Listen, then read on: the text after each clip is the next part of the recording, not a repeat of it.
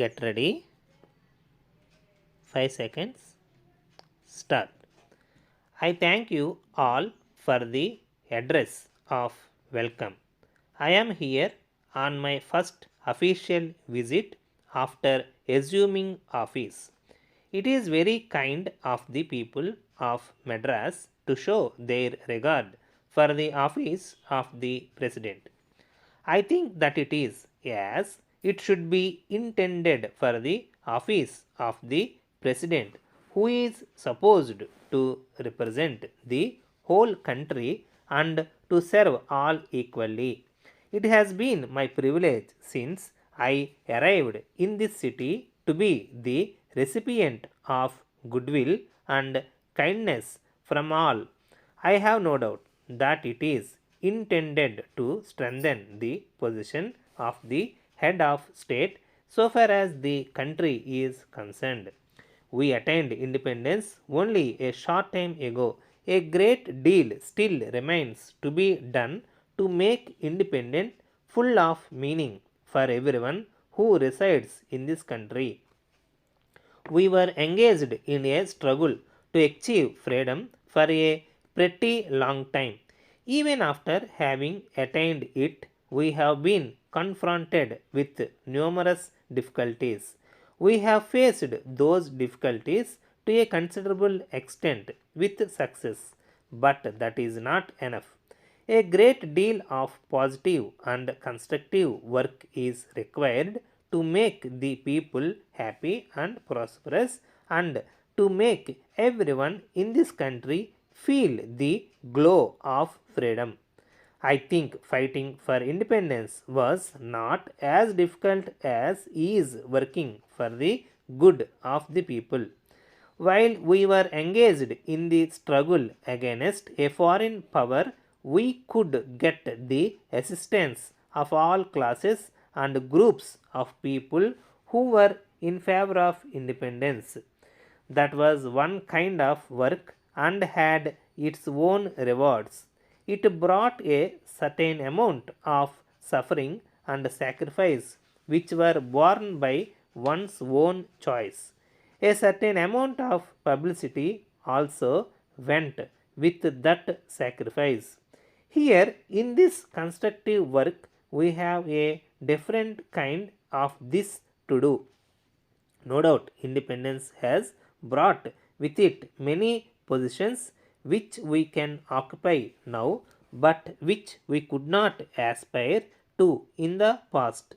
We can make ourselves more comfortable and more prosperous, but the man who wants to devote himself to the quiet service of the country has less reward by way of publicity and headlines in newspapers. In fact, that is what the country needs today. We want our big politicians to conduct the affairs of the state. Apart from them, however, we want a large body of workers who will silently and quietly work day and night with the sole objective of servicing the common man. Unless the country can produce a large number of such workers, the real object of winning independence will not be attained. Many years ago, I had the opportunity of traveling with an Englishman who was holding high position in this country as an educationalist.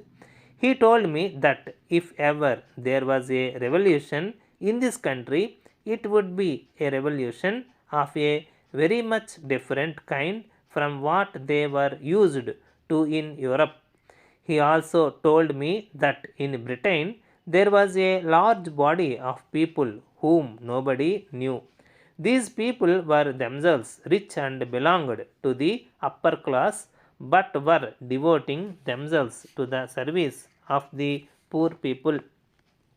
It was this class of people, the educationist stated, who by their service created a link between the high and the low, the rich and the poor, and prevented a revolution of the kind which was seen in some countries of Europe.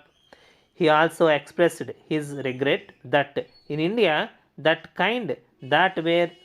there were not many people who belong to the higher strata.